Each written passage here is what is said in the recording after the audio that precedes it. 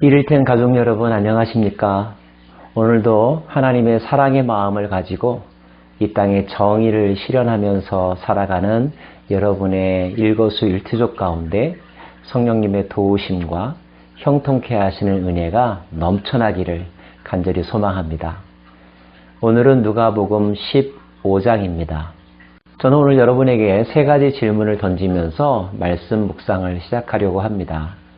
첫 번째, 만약 여러분의 교회 공동체나 여러분이 속해 있는 어떤 모임에 새로운 멤버, 즉 새가족이 오는 것에 대하여 여러분은 적극적으로 환영하십니까? 아니면 마지못해 받아들이시는 입장입니까? 둘째, 새로운 멤버를 환영한다면 여러분은 어떤 멤버가 오기를 원하십니까?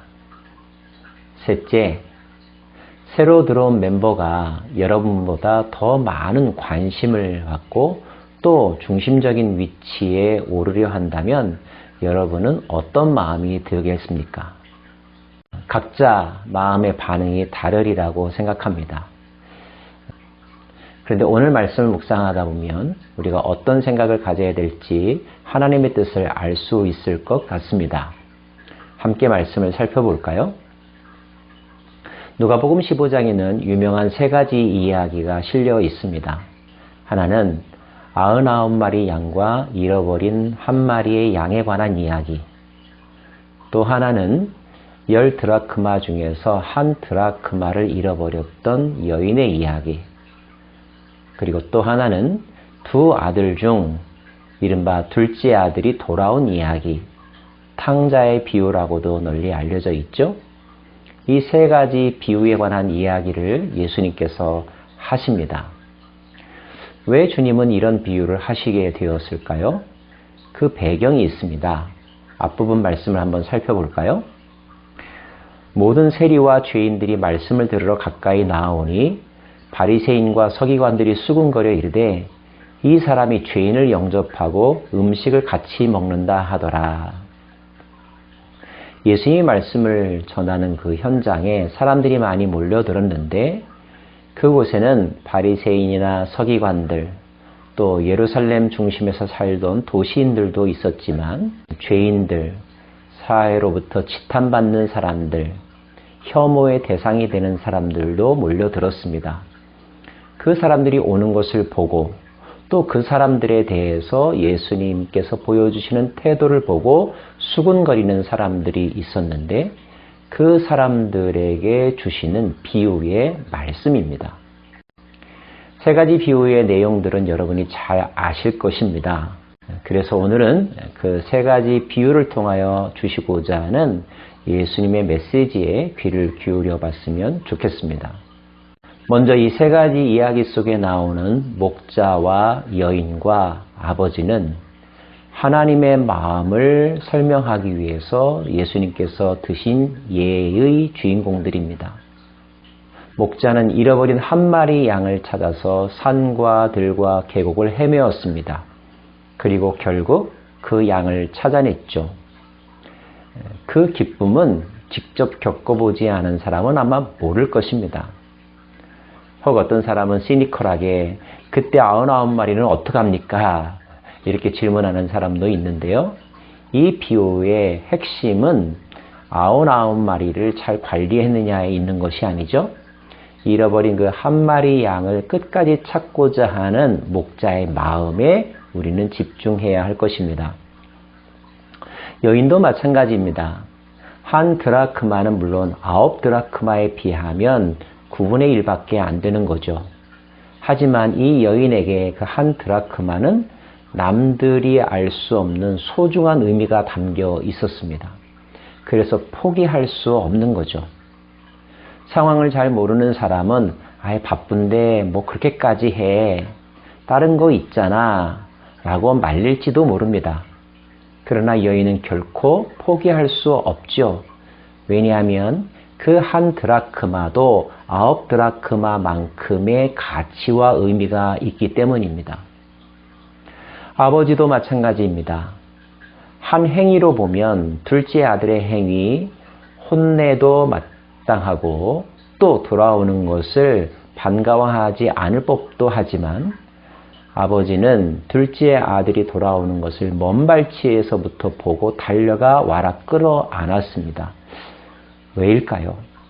그 아들을 향한 아버지의 사랑의 마음은 그 누구에게도 빼앗길 수 없는 것이기 때문입니다. 예수님은 이것이 바로 하나님 아버지의 마음이라고 설명하고 있는 것입니다.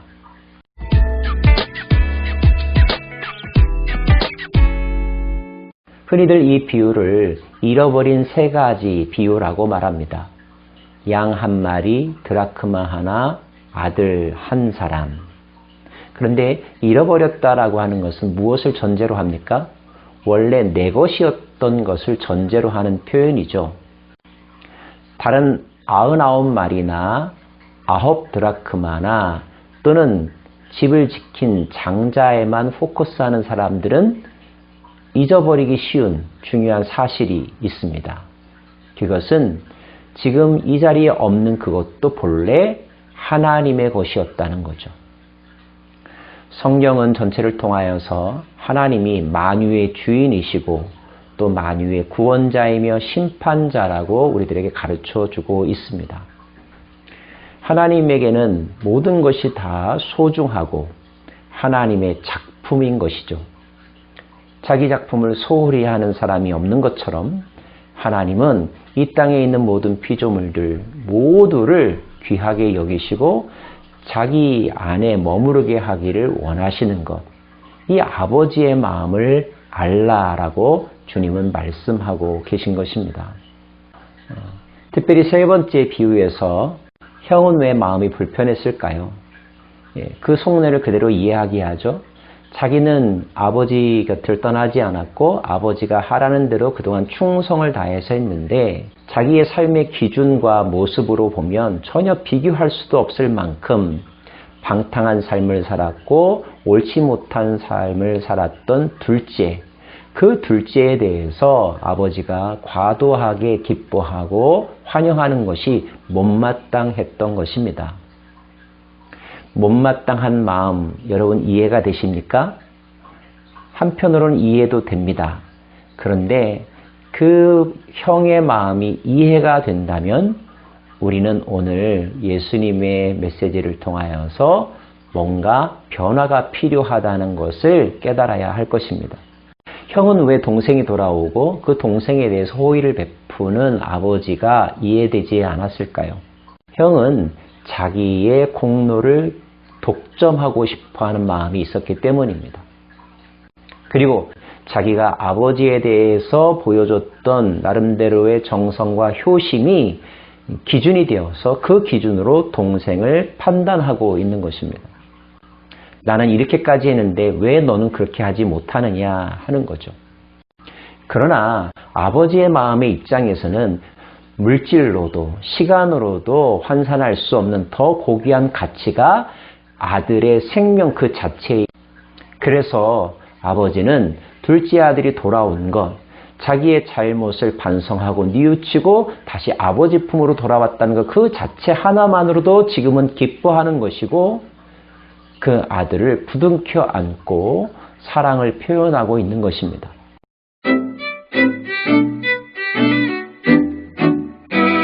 당시에 서기관들과 바리새인들의 마음은 무엇이 문제였을까요? 그들은 나름대로 하나님에 대한 열심을 가지고 살았던 사람입니다.